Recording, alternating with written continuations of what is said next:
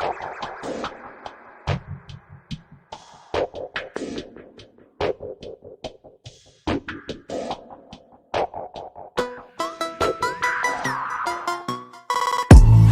everyone. Welcome to our YouTube channel. My View My channel, in association of Teaching Point. Like, subscribe, comment. Visit our website www.teachingpoint.org.in. Final JEE advance examination 2023 का paper है हमारे पास। Paper number 2 Sunday 4 जून 2023 का है पेपर हमारे पास। Question number 1, the correct molecular orbital diagram for F2 molecule in the ground state is. तो हमें 4 ऑप्शन दे रखे हैं, A B C and D. तो यहाँ पे फ्लोरीन मॉलिक्यूल दिया हुआ है। तो आपको पता है भाई, ऑक्सीजन, फ्लोरीन और नियोन के केस में अगर हम 2p ऑर्बिटल की बात कर रहे हैं तो पहले आता है bonding, bonding, bonding, anti bonding, anti bonding और एंटी बॉन्डिंग। ये सीक्वेंस रहता है, ठीक है, 2p ऑर्बिटल का। ठीक है, आपको पता है फ्लोरीन का एटॉमिक नंबर क्या होता है, 9। और F2 का जो नंबर ऑफ इलेक्ट्रॉन होंगे वो कितने होंगे, 18 इलेक्ट्रॉन होंगे, जिसमें फ्लोरीन की इलेक्ट्रॉनिक कॉन्फ़िगरेशन होती है 1s2 2s2 2p5। तो इसका मतलब जो 2p ऑर्बिटल में 5 इलेक्ट्रॉन है और आपको पता है F2 है, तो टोटल p इलेक्ट्रॉन होंगे 10। हमें वो फिल करते हैं, ठीक है। आपको पता है ये क्या है, सिग्मा 2pz, ये है पाई 2px, पाई 2py, पाई 2px एंटी बॉन्डिंग, पाई 2py anti bonding, sigma 2pz anti bonding. Clear है, 10 इलेक्ट्रॉन हमें फिल करने। और आपको पता है फिलिंग ऑफ इलेक्ट्रॉन के लिए हम तीनों प्रिंसिपल यूज करते हैं, that is Aufbau principle, Hund's rule and Pauli exclusion principle.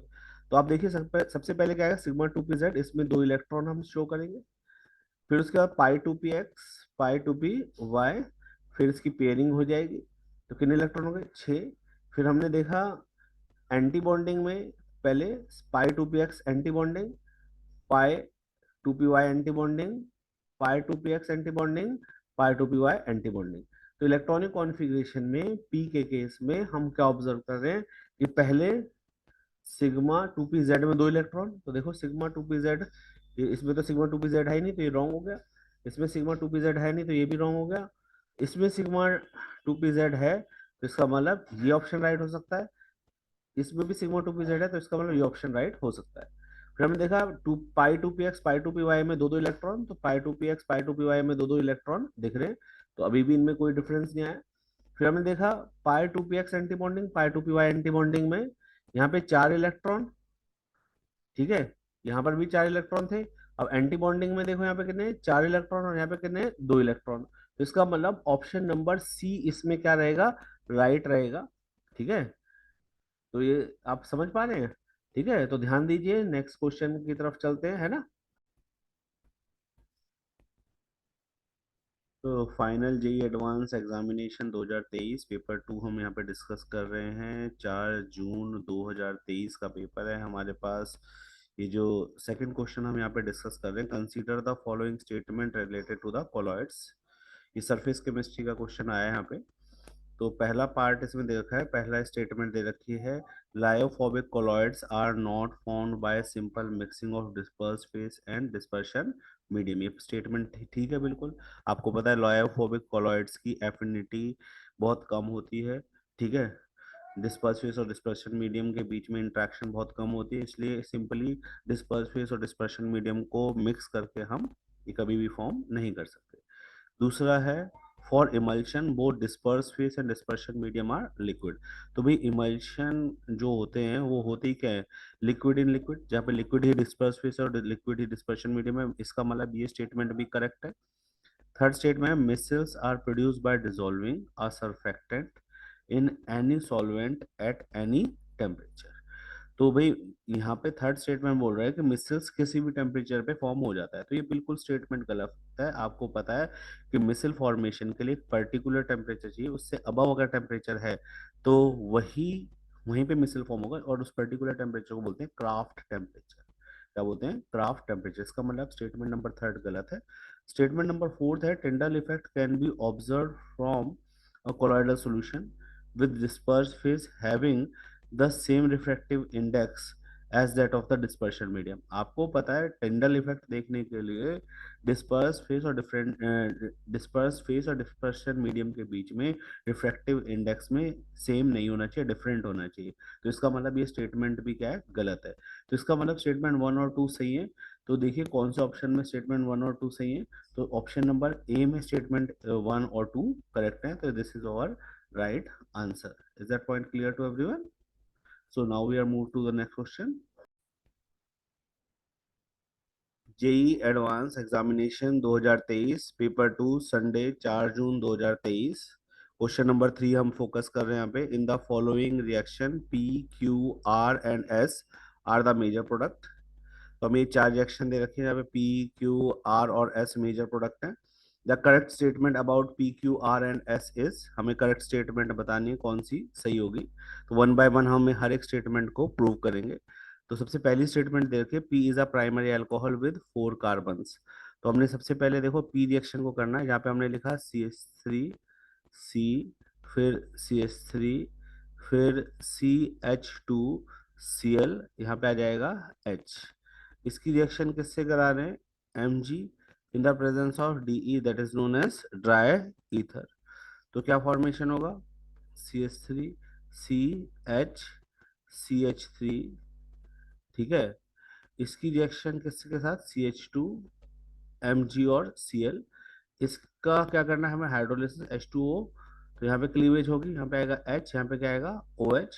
तो प्रोडक्ट का फॉर्मेशन होगा CH3CH CH3 और CH3। ये प्रोडक्ट यहाँ पे फॉर्मेशन होगा। तो 4 कार्बन का प्रोडक्ट तो फॉर्मेशन हो रहा है, बट वो प्राइमरी अल्कोहल नहीं है। तो इसका मतलब ये स्टेटमेंट गलत है। अब हम मूव कर रहे हैं सेकंड स्टेटमेंट पे, जहाँ पे लिखा है Q undergo Kolbe's electrolysis to give 8 carbon product. तो हम इसी को देख लेते हैं सबसे पहले।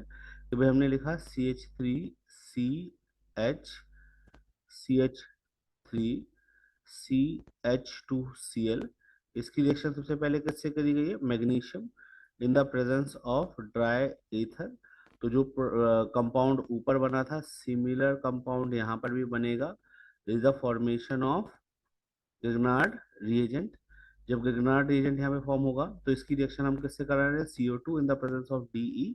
तो ड्राई इधर से जब हम रिएक्शन कराएंगे तो आपको पता है कि भाई यहाँ पे एडिशन होगा कार्बन डाइऑक्साइड का, और प्रोडक्ट क्या फॉर्मेशन होगा? CH3CH CH3CH2C double bond OMG और Cl, ये फॉर्मेशन होगा। अब क्या करेंगे? इसमें थर्ड जो दे रखा है वो दे रखा है हाइड्रोलिसिस। तो इसका हाइड्रोलिसिस ऐड करेंगे, H3O प्लस इसमें ऐड करेंगे, और आपको पता है क्लीवेज यहाँ से होगी और ये कार्बोक्सिलिक एसिड में कन्वर्ट हो जाएगा। तो कार्बोक्सिलिक एसिड में कन्वर्ट कर देंगे हम इसको, तो कंपाउंड क्या बनेगा? CH3। ठीक है, CH3CH CH3CH2COOH बन गया। अब आप देखिए यहाँ पे हम क्या करेंगे? कॉल्प्स इलेक्ट्रोलिसिस करने से पहले यहाँ पे क्या लिखा जाएगा? थर्ड NaOH है। तो यहाँ पे हमने NaOH ऐड करा, तो कंपाउंड बनेगा CH3CH CH3CH2COONA that is sodium salt of acid. आपको पता है सोडियम सॉल्ट ऑफ एसिड होने के बाद क्या बनता है? हम यहाँ पे कॉल्प्स इलेक्ट्रोलिसिस करते हैं। तो जब हम कॉल्प्स इलेक्ट्रोलिसिस यहाँ पे करेंगे, दैट इज कॉल्प्स इलेक्ट्रोलिसिस, तो क्या फॉर्मेशन होगा भाई? ये COONA हट जाएगा और इसका हम ट्वाइस मोल लेते हैं, तो कंपाउंड बनेगा CH3CH CH3 CH2 CH2 CH CH3 और CH3। तो कितने होंगे? 3 और 3 6 और 2 8, 8 कार्बन का कंपाउंड हमारे पास यहाँ पे फॉर्म हो जाएगा। जब 8 कार्बन का कंपाउंड फॉर्म होगा तो अल्टीमेटली हम क्या ऑब्जर्व करेंगे कि भाई यही हमारा क्या होगा? मेजर प्रोडक्ट फॉर्म होगा। Is that point clear? तो इसका मतलब जो हमारी स्टेटमेंट नंबर 2 है वो बिल्कुल करेक्ट है। अगर स्टेटमेंट नंबर 2 करेक्ट है तो इसका मतलब क्या है कि भाई हमारा जो राइट आंसर होगा वो क्या होगा, ऑप्शन बी ही होगा। ठीक है, यही हमारा क्या होगा, राइट आंसर होगा। So now we are move to the next question. ये सभी को समझ में आ गया? ठीक है, ध्यान दीजिए, नेक्स्ट क्वेश्चन की तरफ हम बढ़ रहे हैं। JEE advance examination 2023 paper number 2 Sunday 4 जून 2023।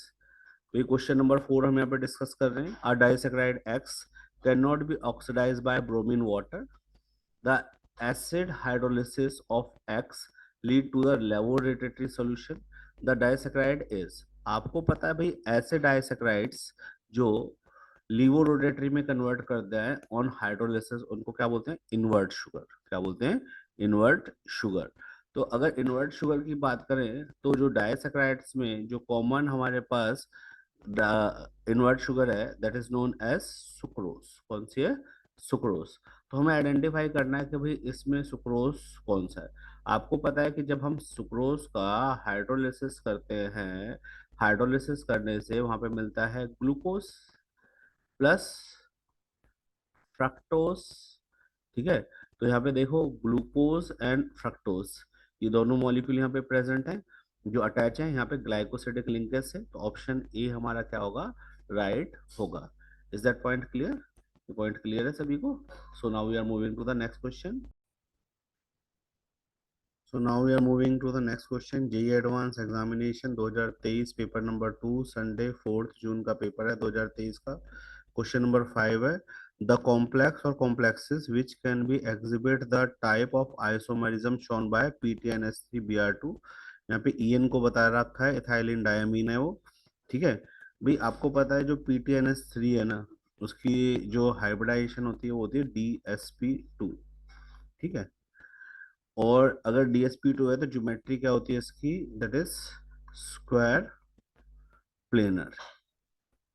ठीक है, स्क्वायर प्लेनर ज्योमेट्री होती है। तो इसका मतलब क्या है कि अगर हम PT की बात करें तो यहाँ पे इक्वेशन बने PT इज इक्वल टू, इस तरह से ज्योमेट्री बनेगी स्क्वायर प्लेनर। अगर इसमें दोनों लिगेंड सेम साइड है तो ये कंडीशन होती है सिस। और अगर अपोजिट साइड है तो इसको क्या बोलते हैं, ट्रांस। सिस और ट्रांस कंडीशन हमारी होती है।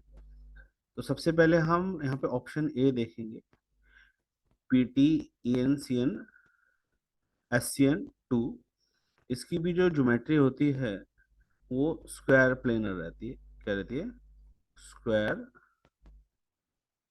प्लेनर। ठीक है, बट इसमें बाइडेंटेट लिगेंड होने की वजह से ये सिस एंड ट्रांस शो नहीं करेगा। ठीक है, वहीं पे अगर हम ZnNH3Cl2 की बात करें तो आपको पता है Zn की यहाँ पे ऑक्सीडेशन स्टेट +2 आएगी। ठीक है, और आपको पता है इसका कोऑर्डिनेशन नंबर 4 है। कोऑर्डिनेशन नंबर 4 होने की वजह से ये यहाँ पे क्या शो करेगा, क्या कहते हैं, आइदर टेट्राहेड्रल और square planar, square planar geometry यहाँ पे शो करेगा। बट आपको पता है कि भाई Zn में 3D शेल कंप्लीटली फिल होने की वजह से ये सिर्फ टेट्राहेड्रल ज्योमेट्री दिखाएगा।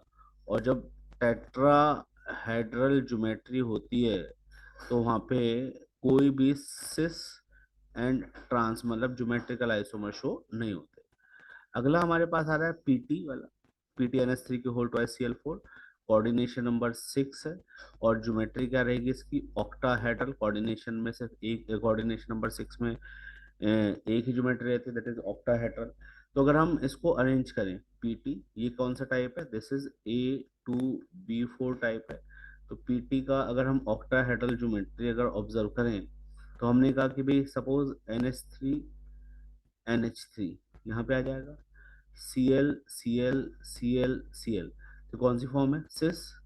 और अगर यहीं पे PT इस तरह से आ जाएगा, NH3 अपोजिट साइड हो जाएगा तो ये क्या हो जाएगी, ट्रांसफॉर्म हो जाएगी। तो मतलब इसका ये ज्योमेट्रिकल आइसोमर शो करेगा। सिमिलरली नेक्स्ट है हमारे पास दैट इज CrEn की whole twice H2O SO4 plus, इसका भी कोऑर्डिनेशन नंबर 6 है, ये भी ज्योमेट्री क्या दिखाएगा, ऑक्टाहेड्रल। ठीक है, ये टाइप जो है हमारा क्या है, MA2B टाइप है। ठीक है, यहाँ पे A2 बाइडेंटेड लिगेंड है, जैसे यहाँ पे En बाइडेंटेड लिगेंड है। तो कंडीशन क्या होगी, हमने लिखा Cr, इसका कोऑर्डिनेशन नंबर 6 किस तरह से आएगा, एक तरफ आ गया H2O, एक तरफ आ गया SO4, एक तरफ आ गया En, ठीक है, एक तरफ आ गया En। ठीक है, सिमिलरली Cr H2O SO4, एक सेकंड इसको इरेज कर देता हूँ, ये वाला नहीं, यहाँ पे बनाते हैं Cr 1 2 3 4 5 6। तो एक तरफ हमने ले लिया H2O, एक तरफ हमने ले लिया SO4, एक तरफ हमने ले लिया En, और एक तरफ हमने ले लिया En। ये कंडीशन आ गई। यहाँ पे देखो ये अपोजिट है, ट्रांसफॉर्म होगी, और सिमिलर साइड है तो ये कौन सी फॉर्म होगी, सिस। ठीक है, तो इसका मतलब क्या है कि ऑप्शन नंबर सी और ऑप्शन नंबर डी सिस और ट्रांस दिखा सकते हैं, जैसा ये कंपाउंड दिखा रहा है। तो इसका मतलब क्वेश्चन नंबर 5 का जो राइट आंसर होगा, सी और डी दोनों होंगे। ठीक है, इसके दो ऑप्शन राइट होंगे। So is that point clear? Now we are moving to the next question. JEE advance examination 2023 paper 2 Sunday 4 जून 2023 का पेपर है। Question number 6, atoms of metal X Y and Z form FCC cubic unit cell with edge length Lx, body centred cubic unit cell with edge length Ly, और simple cubic unit cell with edge length Lz respectively. जो यहाँ पे दे रखा है, R Z और R Y में relationship, R Y और आर एक्स में रिलेशनशिप, एम जेड और एम वाई के बीच में रिलेशनशिप, और एम जेड और एम एक्स थ्री के बीच में रिलेशनशिप, एम एक्स के बीच में रिलेशनशिप दे रखा है। हमें करेक्ट स्टेटमेंट फाइंड आउट करनी है। यहाँ पे M X M Y M Z दे रखे हैं, molar mass of metal X Y और जेड, और आर एक्स आर वाई और आर जेड के atomic radius of X Y Z respectively दे रखा है। तो सबसे पहले हम ए की बात करें, packing efficiency of unit cell of X and packing efficiency of unit cell of Y, packing efficiency of unit cell of Z, इसमें X की पैकिंग एफिशिएंसी Y से ज्यादा और Y की Z से। तो आपको पता भी X किसके लिए यूज किया गया है, X यूज किया गया है आपका FCC के लिए, जिसकी पैकिंग एफिशिएंसी होती है 74%। पैकिंग एफिशिएंसी ऑफ BCC की होती है 68%, और सिंपल की होती है 52.4%। तो इसका मतलब ये तो सही है। अब हमें एल वाई और एल जेड कैलकुलेट करना है, तो एल जेड और एल वाई का एल वाई और L Y L Z calculate करना है, फिर L X L Y calculate करना है। तो इसका मतलब क्या है, हमें तीनों ही कैलकुलेट करना है। तो यहाँ पे एक रिलेशनशिप होता है, आपको पता है, ये एल क्या है, एज लेंथ, और आर क्या है, रेडियस। तो जो एल एक्स है वो होता है twice of √2 of R X. जो एल वाई होता है वो किसके बराबर होता है, 4/√3 ऑफ आर वाई, और एल जेड जो होता है वो होता है that is twice of R Z के बराबर होता है। क्लियर है। अब हम क्या करें, इन सभी को ना एक कॉमन एक्स में कन्वर्ट कर लेते। तो हमें पता भी आर जेड और आर वाई में रिलेशनशिप है, तो आर जेड का आर एक्स में निकाल लें। कैसे भाई, √3/2 आर वाई की जगह आर वाई और आर एक्स का रिलेशनशिप डाल देते हैं, that is 8/√3 of R X. √3 से √3 गया, तो आर जेड का रिलेशनशिप आया 4 ऑफ आर एक्स। क्लियर है। अब हम क्या करें, सबसे पहले एल एक्स को ही कैलकुलेट कर लेते हैं, जो हमारा सीधी सीधी वैल्यू है twice of √2 of R X. अब इसे कन्वर्ट करेंगे किसमें, एल वाई के बीच में, दैट इज 4/√3। आर वाई की वैल्यू कितनी है, दैट इज 8/√3। 8 4 जा 32/3 आर एक्स आ जाएगी वैल्यू, क्योंकि आर एक्स की टर्म में है यहाँ पे। फिर आती है हमारी value R L Z equal to twice of R Z. तो आर जेड किसके बराबर, 4 ऑफ आर एक्स, तो वैल्यू क्या आएगी, L Z is equal to 2 into 4 of RX, ultimately 8 of RX। तो हमारे पास रिलेशनशिप यहाँ पे आ रहा है LX is equal to 2 √2 RX, LY is equal to 32/3 RX, और LZ आ रहा है हमारे पास relationship, that is 8 of RX। तो इसका मतलब सबसे ज्यादा जो एज लेंथ है वो किसकी है, LY, फिर LZ, और सबसे कम किसकी है, दैट इज LX की। क्लियर है? तो अब हम क्या करें, यहाँ पे स्टेटमेंट देखें, B LY is greater than the LZ, ये सही है। LX is greater than of LY, ये गलत है। अब डेंसिटी की बात कर रहे हैं, आपको पता है ये X FCC के लिए यूज किया है और Y BCC के लिए यूज किया है।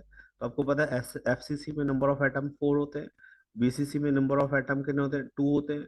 तो अब हम इसको कैलकुलेट करें, ये FCC के लिए कैलकुलेट कर रहे हैं और यहाँ पे हम किसके लिए कैलकुलेट कर रहे हैं, BCC के लिए। तो FCC में आपको पता है डेंसिटी क्या होगी, मास अपॉन वॉल्यूम। मास कितना होगा, 4 एटम है, हर एक का मास कितना है, mx। LX is the length का क्यूब, ऐसे यहाँ पे होगा 2my is equal to LY का क्यूब। अब आपको पता है भाई दोनों को में रिलेशन करने के लिए आइदर x में कन्वर्ट कर लें या y में, इसको x में कन्वर्ट कर लेते हैं। क्यों? क्योंकि आपको पता है mz is equal to 3/2 my है, और mz किसके बराबर है, थ्राइस ऑफ mx। तो इन दोनों से एक रिलेशनशिप निकल के आ रहा है, that is thrice of mx is equal to 3/2 of my। तो मल्टीप्लाई करें, यहाँ पे देखो कैलकुलेशन करेंगे तो twice of mx is equal to my आ जाएगा। तो my की जगह mx की वैल्यू पुट कर दे, तो वैल्यू यहाँ पे आ रही है 4 ऑफ mx और lx की पावर 3। यहाँ पे वैल्यू आ रही है 2 into 2 ऑफ mx ly की पावर 3। वैल्यू पुट कर लेते हैं। वैल्यू कैसे पुट करें, देखो जो lx है, ठीक है, वो rx की टर्म में अगर हम देखें तो क्या आ रहा है, that is 4mx is equal to 2 √2 RX का क्यूब, और यहाँ पे क्या है, 4mx किसके बराबर है, दैट इज LY का क्या रिलेशनशिप है, दैट इज 32/3 का क्यूब, कितना आएगा, RX का क्यूब, ये वैल्यू आएगी। अगर हम इन दोनों में रिलेशनशिप निकालें तो रिलेशनशिप क्या आ रहा है, that is density of x और डेंसिटी ऑफ y में रिलेशनशिप निकालें। तो डेंसिटी ऑफ x क्या है, 4mx is equal to 2 √2 cube RX का क्यूब, वहीं पे मल्टीप्लाई करें तो क्या आएगा हमारे पास वैल्यू, वैल्यू आएगी 4mx इज इक्वल टू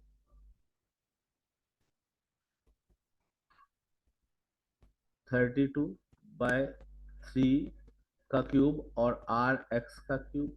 तो RX के क्यूब से RX का क्यूब गया, 4mx वैल्यू कितनी, 32 का क्यूब, 3 का क्यूब इंटू 2 √2 का cube is equal to dx/dy। ठीक है, तो यहां से अगर हम रिलेशनशिप देखें तो dx की डेंसिटी dy से क्या आ रही है, ज्यादा आ रही है। क्लियर है? तो हमारी ऑब्जर्वेशंस क्या कहते हैं कि ऑप्शन नंबर डी भी हमारा क्या है, राइट।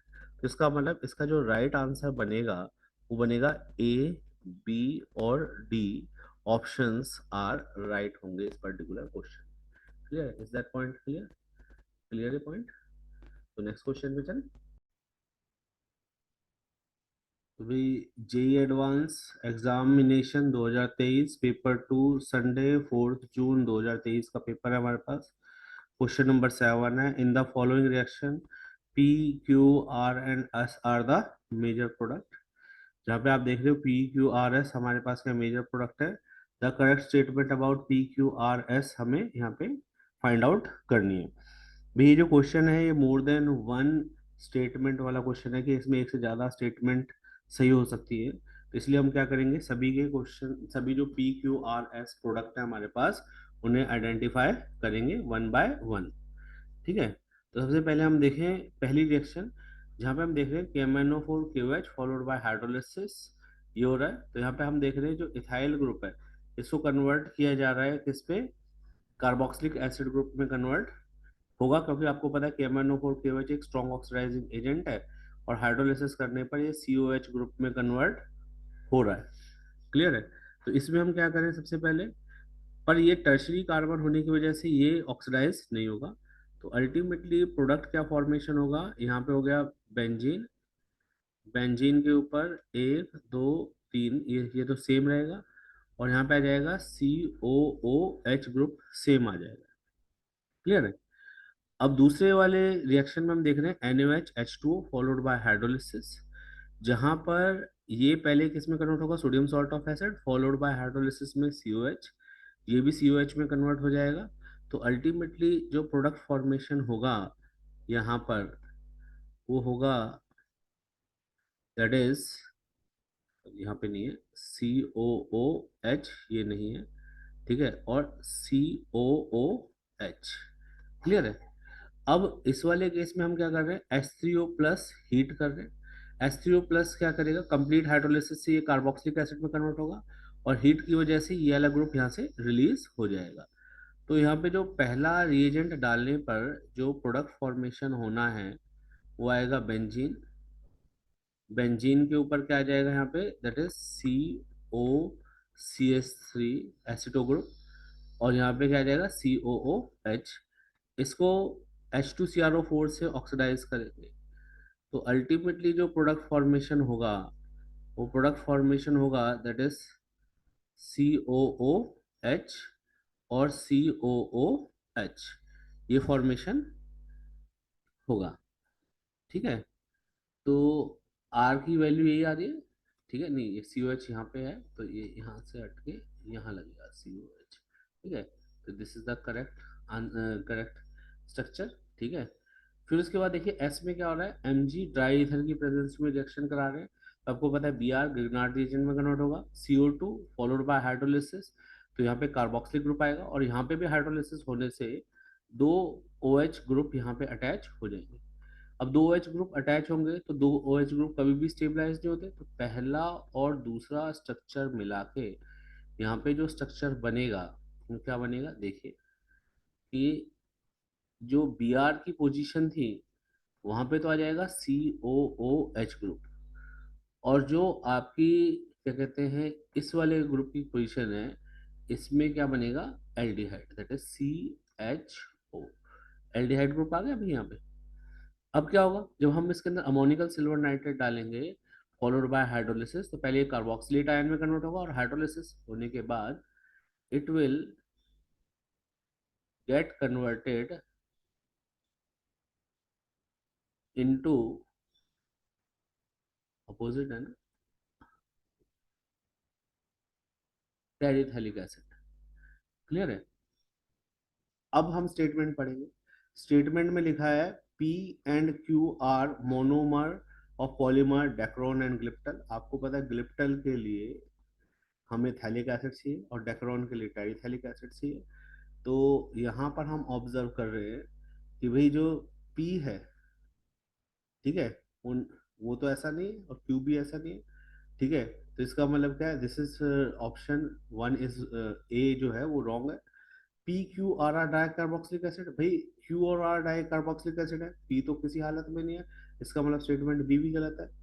अब compound Q and R are same, ये ऑप्शन सी है, तो ये ऑप्शन सी राइट है क्योंकि Q और R सेम है। यहाँ पे पोजीशन देखो 1 2 और 3 है, यहाँ पे पोजीशन 1 2 और 3 है।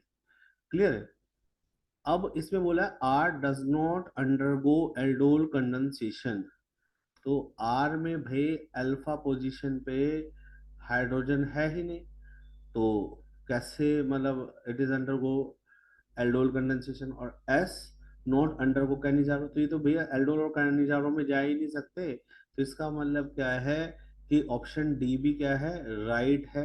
तो इसका मतलब क्वेश्चन नंबर 7 में ऑप्शन सी एंड डी हमारा राइट ऑप्शंस होंगे। Is that point clear? So now we are moving to the next question. JEE advance exam 2023 paper 2 Sunday 4 जून 2023 का पेपर है हमारे पास। क्वेश्चन नंबर 8 है H2S 5 moles react completely with acidified aqueous potassium permanganate solution. In this reaction, number of moles of water produced is X and the number of moles of electron involved is Y. What is the value of X plus Y? तो हमें ये numerical based question, numerical मतलब number based question है ये। यहाँ पे हमें number mention करना है कि क्या आएगा।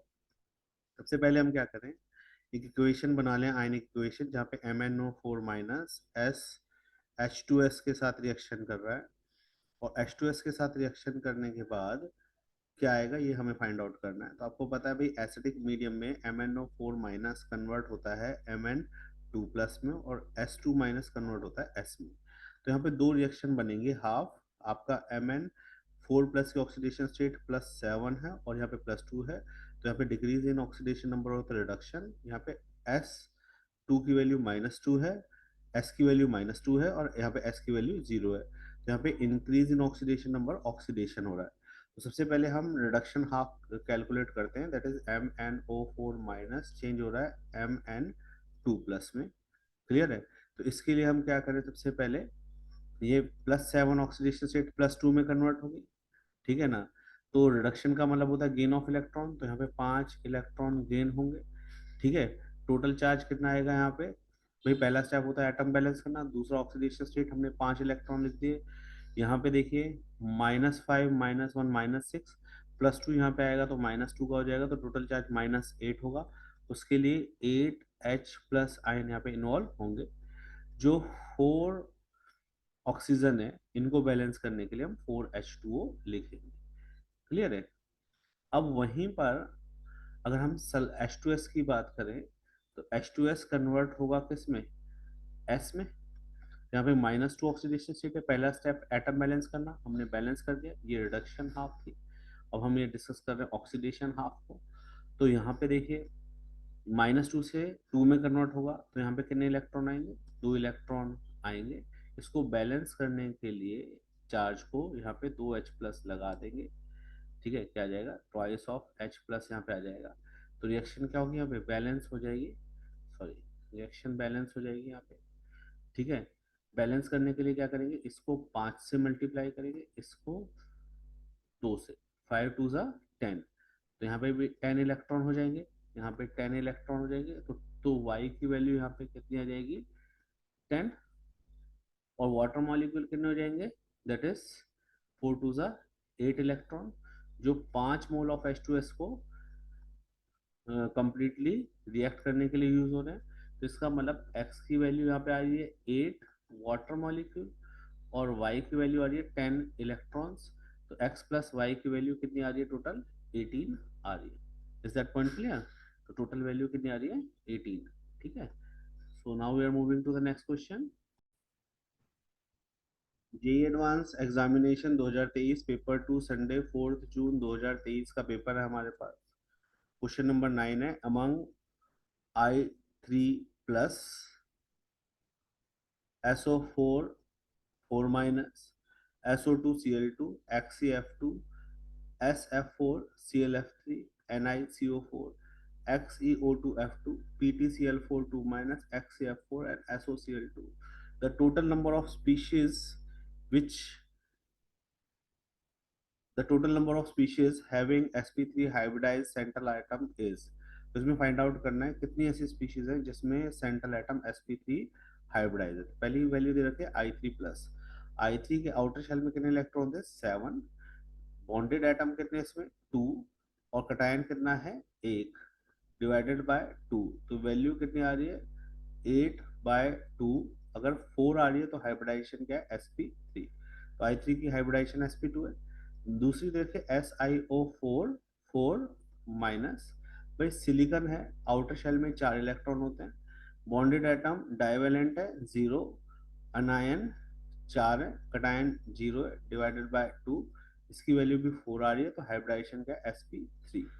इसके बाद है next SO2 Cl2 SO2 Cl2। आपको पता है सल्फर के आउटर शेल में 6 इलेक्ट्रॉन, भाई डाइवेलेंट एटम काउंट नहीं करेंगे, मोनोवेलेंट एटम कितने, 2, अनायन 0, कटायन 0, डिवाइड बाय 2, इसकी वैल्यू भी 4 आ रही है, हाइब्रिडाइजेशन क्या, sp3। इसके बाद है XeF2।